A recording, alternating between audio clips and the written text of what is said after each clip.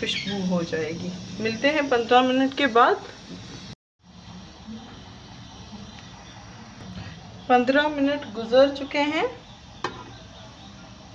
इसको खोल के देखते हैं। बहुत ही अच्छी खुशबू आ रही है, यम्मी भी, बहुत ही लुकिंग भी देख सकते हैं आप कितने प्यारी लुकिंग आई है। इसी तरह आप भी बना सकते हैं घर में ब्लैक पेपर चाइनीज़ चिकन।